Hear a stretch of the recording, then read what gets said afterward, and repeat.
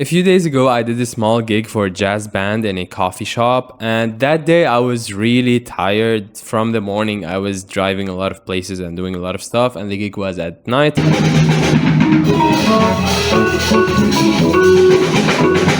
But they had booked me last month, so I had to do it, and I'm glad I did because this was maybe the easiest gig I've ever done.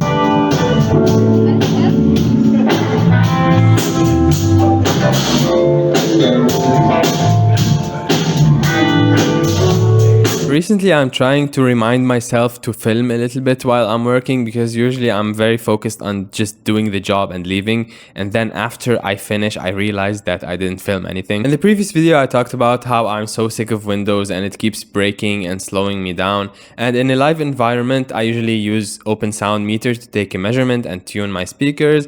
But Open Sound Meter on Windows, it keeps crashing.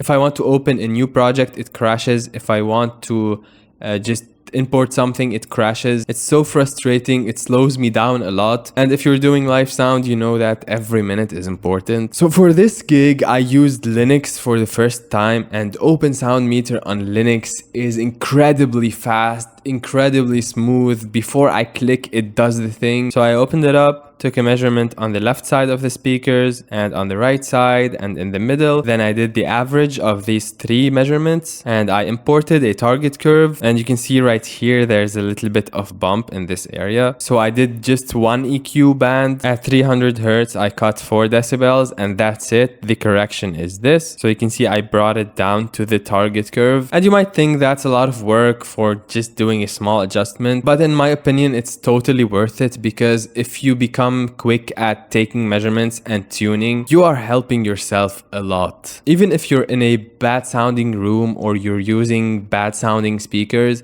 maybe they will not sound amazing, but at least they will not sound bad. If your speakers are giving you correct sound, you can mix much more easily. You don't have to fight the mix. So in this gig, I just asked each musician to play something and I set the input gain on the channel and did some basic EQ and a little bit of compression, set the fader level. That's it.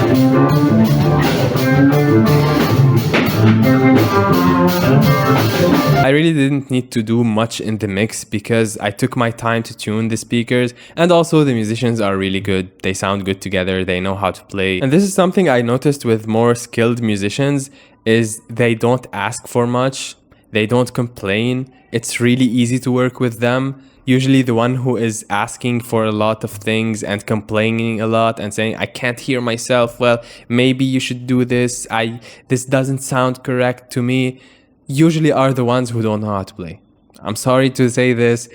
If you're offended, the better the musicians, the easier your job will be. That's just a fact. So this was mostly instrumental music. There was 2 or 3 songs with a singer. But after the first set, during the break, the drummer came to me and he was like, bro, this sounds amazing. Thank you so much. And I'm like, you're welcome. And I personally didn't think that I did an amazing job. I didn't think it was anything special, but the rest of the band members were also happy with it. People were happy, the host was happy. He told me that they liked it. Even as he was introducing the band members, we have this person on bass, this person on drums, this person on keys, and Daniel on sound.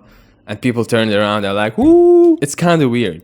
People usually turn around to look at the sound engineer when he messes up. It was a little bit strange that they were cheering me. Also, I've noticed professional musicians don't really complain. If they want something, they'll just call me and say, hey, can we do this? And I'll give them what they want. And they're like, okay, good. Also, the bassist brought with him his own DI box, which really surprised me. That's the first time I ever see any musician bring their own DI.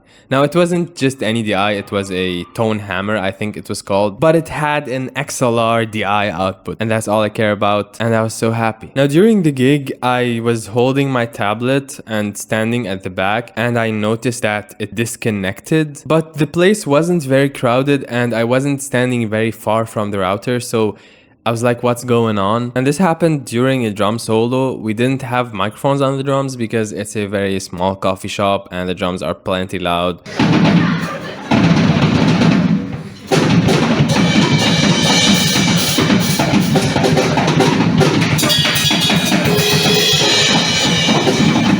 Then I looked at the mixer and I saw there was no light, and after a little bit it turned on.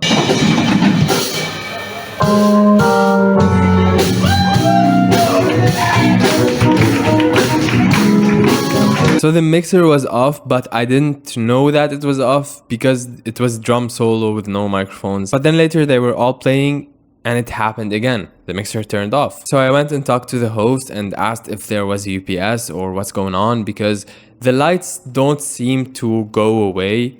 The electricity was coming and going, but the lights were on. It was a very quick switch of electricity and it happened multiple times. And one of the people asked what's happening.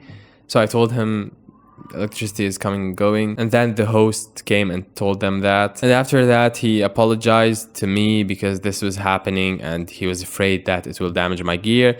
I told him, hey, I have a power strip in my rack with surge protection, so I'm not too worried about it. But that was pretty much the only bad thing that happened at the gig. Aside from that, everyone was happy, the band members were stoked. It was a really easy gig. It's worth it because I'm doing fairly low effort for a high reward. I'm not talking about the money, I'm talking about the overall client satisfaction and my satisfaction. I did a moderate amount of work. The client was really happy. I would consider this a successful gig. Now I'm recording this video on Linux.